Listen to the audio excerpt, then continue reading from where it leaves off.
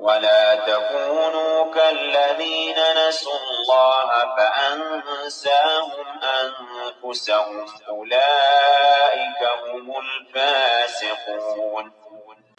تیسرا جو ہے صافحہ یا صفحہ۔ صفحہ بولتے ہیں خون بہانے کو یا پانی بہانے کو، ٹھیک ہے۔ صافحہ بولتے ہیں زنا کرنے کو، بدکاری کرنے کو، ٹھیک ہے۔ تو اس کی یہ بھی قرآن میں ڈائریکٹ لفظ استعمال ہوا ہے، جیسے کہ فاحشہ استعمال ہوا ہے، زنا استعمال ہوا ہے۔ اللہ تعالیٰ کہہ رہا ہے قرآن میں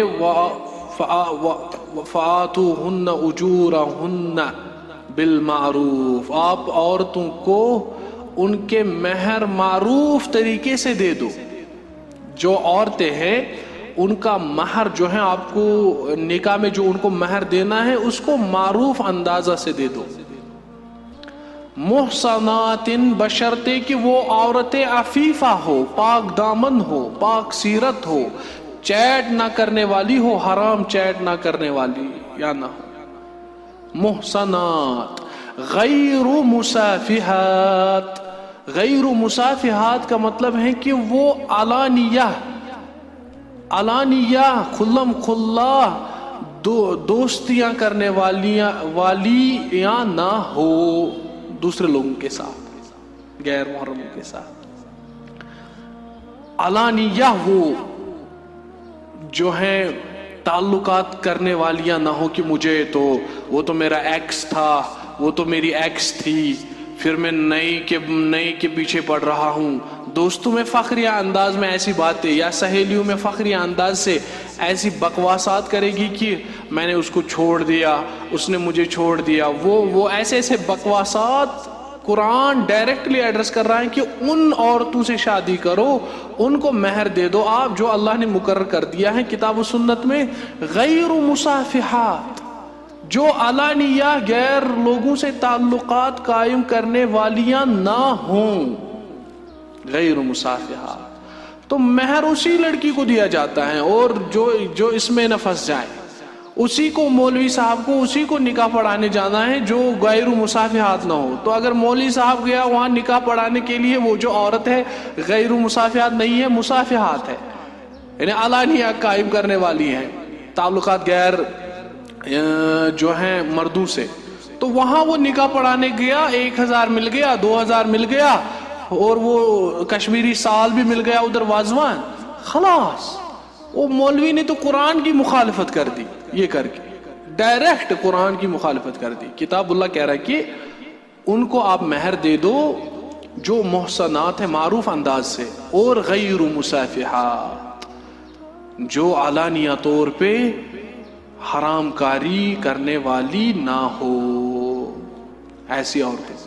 پھر آگے اللہ کہہ رہا ہے کتاب اللہ میں کہ وَلَا مُتَّخِذَاتِ أَخْدَانٍ، در پردہ دوستی نہ کرنے والیاں، پیچھے ہڈن طریقے سے چیٹ نہ کرنے والیاں، حرام چیٹ، در پردہ اجنبی لوگوں سے دوستیاں قائم کر رہی ہے۔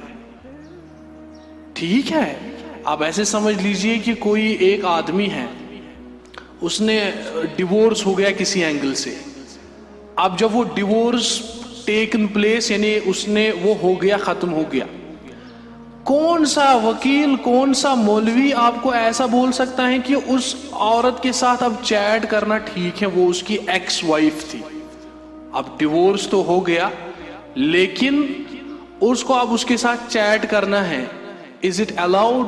کیا یہ الاؤ ہے کسی اینگل سے؟ کیا انسانی عقل اس کو جائز سمجھ لے گی؟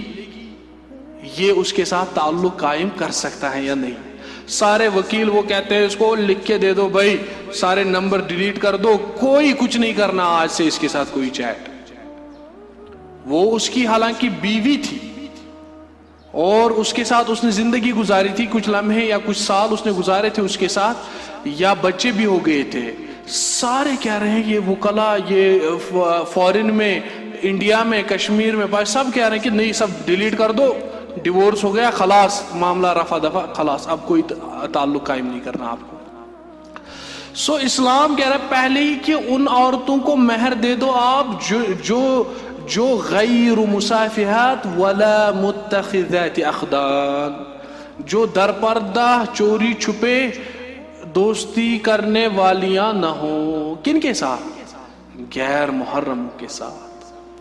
جب یہ طلاق کے بعد بری عمل ہے تو اس سے پہلے، شادی سے پہلے کیسے یہ الاؤ ہو سکتا ہے؟